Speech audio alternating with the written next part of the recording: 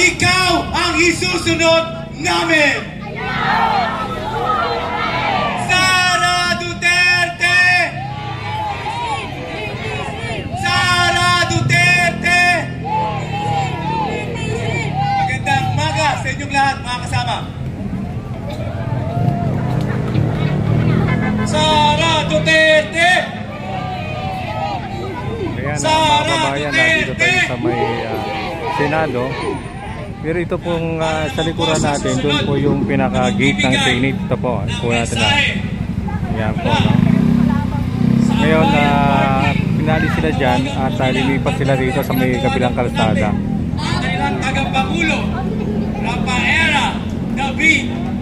Ayan, at may iba't ibang grupo tayo nagkikita rito.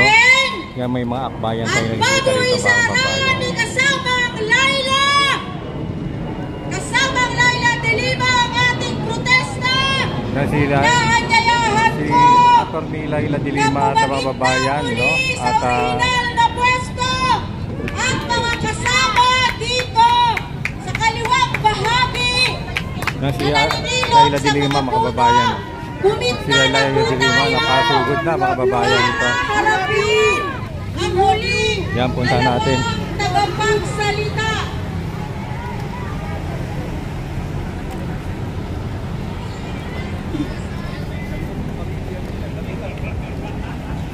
Kailangan po ng medic doon sa side.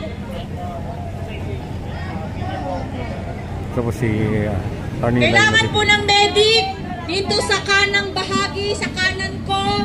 Medic, kailangan po ng medic.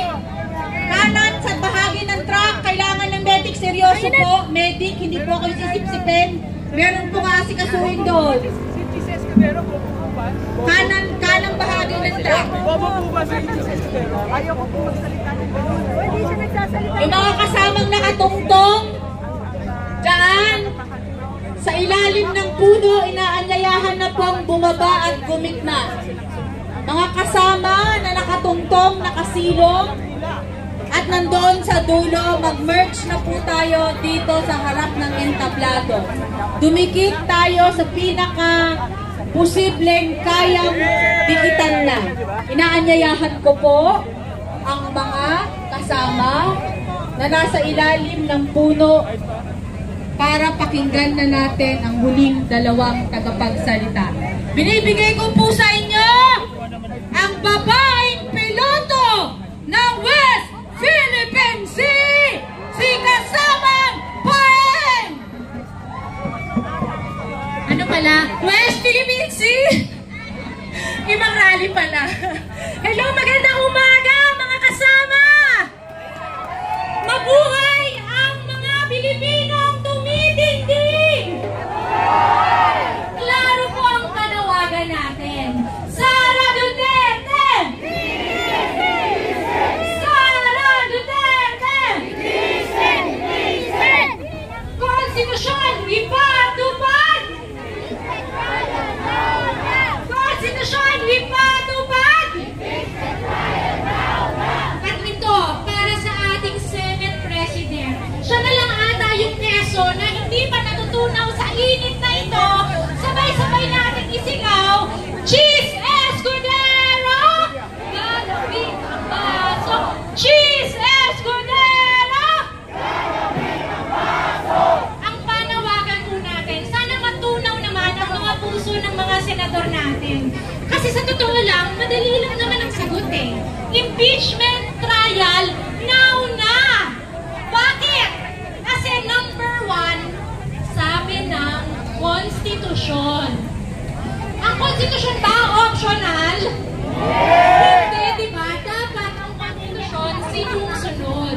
Pangalawa, kasi sabi ng taong bayan. Sige nga, nasa na ang taong bayan? Andito, nasa labas ng Senado, sinasabi sa mga senador, tara na. Sara Duterte, iisi na.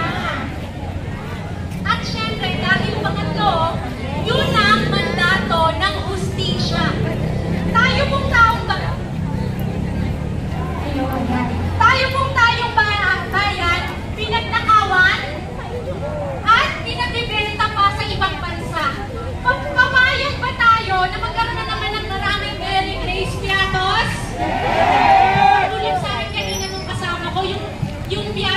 cheese flavor.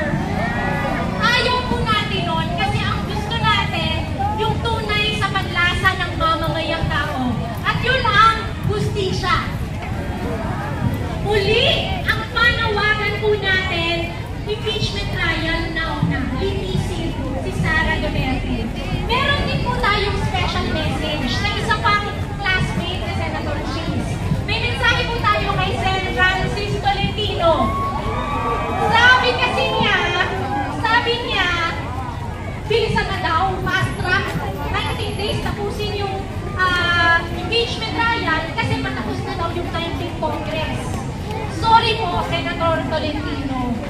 Baka po hindi kayo makakatawid sa 20th Congress, pero sisiguraduhin natin ang impeachment trial tatawid sa 20th Congress! Tama. Kasi po, hindi po muli optional ang impeachment trial. Obligasyon po yan ng ating mga senador. At paalala po, walang expiration date ang hustisya. Kongresong ngayon hanggang sa 20th Congress, tuloy-tuloy po ang ating laban at dapat tuloy-tuloy din ang ating panalo. Dahil, sabi nga po namin sa akbayan, pagmahal mo, at mahal natin ang bayan, sisiguraduhin natin mananalo ang taong bayan sa laban na ito. Sara Duterte! Cheese Escudero!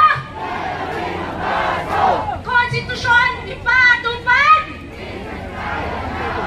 Maraming salamat po, mabuhay Tindig Pilipinas, Akbayan at iba pang mga grupong nandito. Maraming salamat! At tatawagin na natin ang magsasara ng ating programa. At bago kayo paspasan ng holy water ni Father Flavi, lahat ay inaanyayahang bumigla para sa pagsasara ng ating programa. Tinatawagan ko na ang kongresista, party list representative ng mamamayang liberal, isa sa simbolismo ng mga kababaihang matapang, hindi pasisihin, higit sa lahat sa araw na ito, Malaya kasama Laila Kailiwa. Dito kasi bago. So inaasahan ko na iba na nasa ilalim ng puno. Takbo na sa gitna para po sa uling speaker natin.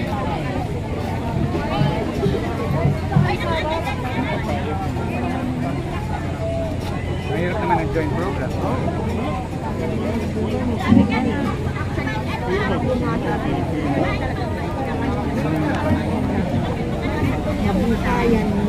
Ibinibigay na po si Kong Laila Kailiwa!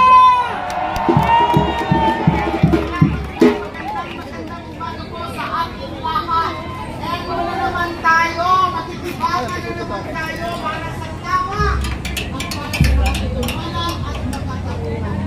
Nilinagan lang po na impeach na si Vicky Sara. Kaya ang panawagan natin hindi impeach si Sara kasi na-impeach na siya ng House of Representatives. Tinawagan ng House of Representatives ang trabaho nila. Nagtuwan pa rin ng impeachment at nag-transmit sa Senado ng articles of impeachment. Ang bola ay nasa Senado na.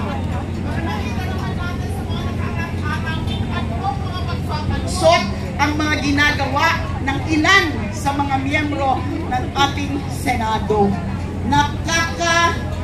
Nakakagalit na parang ginagawa tayong tanga na hindi natin alam, hindi natin naiintindihan kung ano ang nakasulat sa konstitusyon. Malinaw ang utos ng konstitusyon. Litisin na si Sara, si VP Sara. Yung issue tungkol sa pwede pa ba? Kasi nga patapos na daw